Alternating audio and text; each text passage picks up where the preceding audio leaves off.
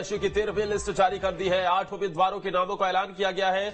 List में 7 प्रत्याशियों के टिकट बदले गए हैं। रतलाम नगर से जहीर उद्दीन, लांजी से ईश्वर मानकर की जगह विजय वारे को टिकट दिया गया है। पृथ्वीपुर से रतन पस्तोरे की जगह आशीष रैकवार को टिकट दिया गया है। तो बीएसपी ने अपनी उम्मीदवारों की 13वीं लिस्ट जारी कर दी है। इसमें 15 उम्मीदवारों के नाम का ऐलान हुआ है, तो 7 प्रत्याशियों के टिकट भी बदले गए हैं। एक बड़ी खबर आपको बता रहे हैं, 8 नए प्रत्याशियों के नामों का ऐलान हुआ है, तो वहीं 7 प्रत्याशियों के टिकट बदले गए हैं।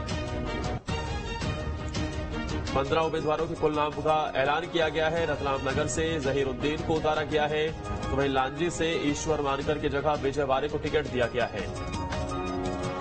पृथ्वीपुर से रतन पस्तोरे की जगह आशीष रैकवार को टिकट दिया गया है। 8 नए प्रत्याशियों का ऐलान किया गया है, तो 7 उम्मीदवारों की टिकट बदली गई है।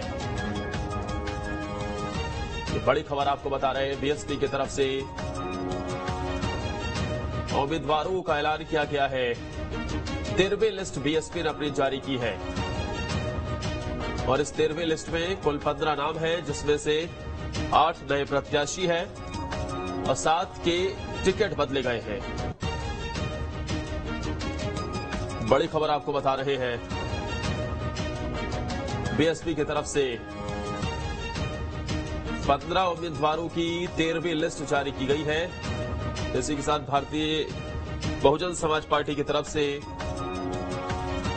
13वीं लिस्ट 15 उम्मीदवारों की जारी की गई, जिसमें 7 प्रत्याशियों के टिकट बदले गए हैं, तो वहीं 8 नए प्रत्याशियों के नामों का ऐलान हुआ है।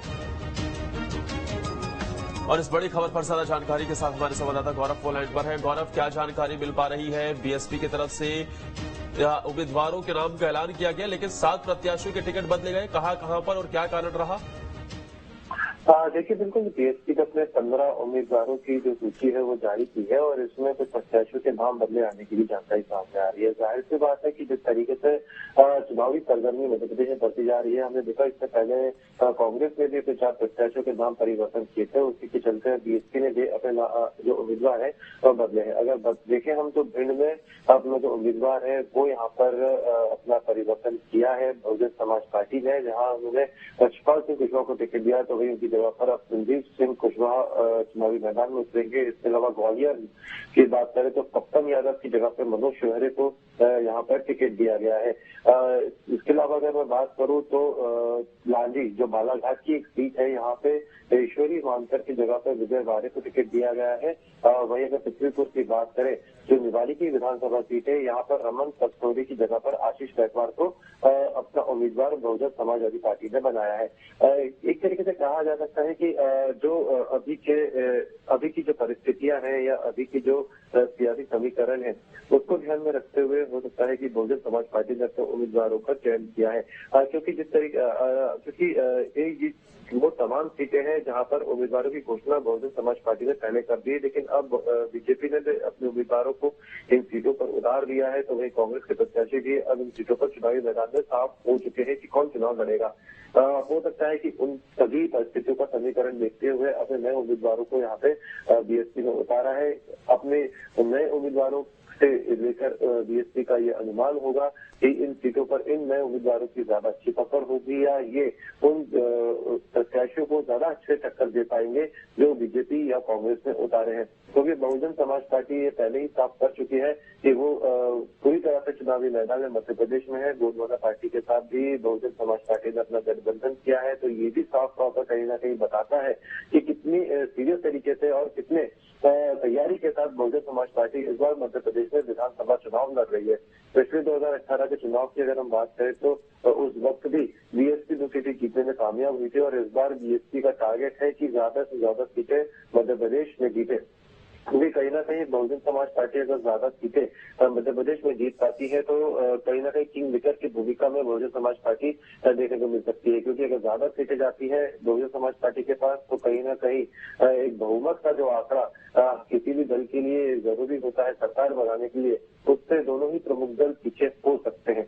इस तरह के की रणनीति पर बहुजन समाज पार्टी इस वक्त काम करती हुई साफ तौर पर नजर आ रही है और जिस तरीके से दोनों पार्टी के साथ भी जो गठबंधन बीएसपी ने किया है, कहीं ना कहीं ये भी साफ करता है कि इस बार ज्यादा से ज्यादा सीटों को ये लोग जीतना चाहते हैं। अब फिलहाल 15 सीटों पर अपने नए उम्मीदवारों की घोषणा बीएसपी ने कर दी है, जिसमें से 7 ऐसे उम्मीदवार हैं जो परिवर्तित किए गए हैं। लेकिन अगर इसके अलावा बात करें तो नए जो उम्मीदवार घोषित किए हैं तो इसमें इंदौर जो काफी प्रमुख सीटें हैं, इंदौर 2 और इंदौर 3। यहाँ इंदौर 2 की बात करें तो ज्ञानेंद्र भगोरिया को बीएसपी ने अपना उम्मीदवार बनाया है, तो वही राजेंद्र अहिरवार को इंदौर 3 से अपना उम्मीदवार बीएसपी ने बनाया है।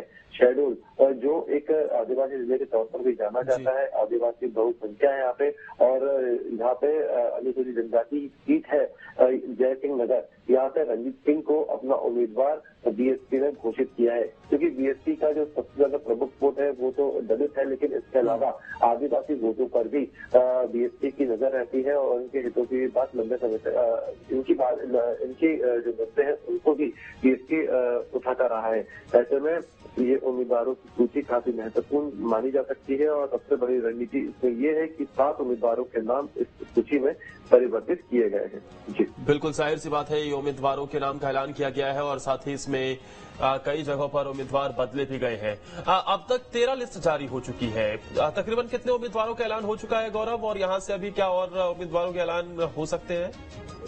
देखिए, बिल्कुल, जैसे कि मैं बताना चाहूंगा कि करीब 55 सीटें जो है वो गोंडवाना पार्टी को बीएसपी ने दी है। अगर हम इस से बात करें तो करीब 165 के आसपास जो सीटें हैं इस पर बीएसपी इस चुनाव लड़ रही है। कुछ प्रत्याशियों की घोषणा और करना बाकी है, लेकिन ये भी साफ है कि वो भी हो जाएगी, क्योंकि अभी नामांकन की जो तारीख है वो कल की और इसके बाद जो सोमवार है, ये 2 दिन ही नामांकन के बचे हुए हैं। ऐसे में कहा जा सकता है कि अगर कुछ प्रत्याशी बचे भी है तो उनकी भी सूची कल तक जारी हो जाएगी। और सबसे बड़ी बात यह है कि अब इन प्रत्याशियों के पास प्रचार के लिए समय भी काफी कम बचा है, क्योंकि सोमवार को जब आखिरी दिन नामांकन का होगा तो उसके बाद एक ही मुद्दा यहाँ पे एक ही प्रचार पे ही फोकस सभी दलों का रहेगा। ऐसे में 17 तारीख को वोटिंग होनी है, 15 तारीख की शाम तक ये सभी प्रत्याशी अपना प्रचार प्रसार कर पाएंगे।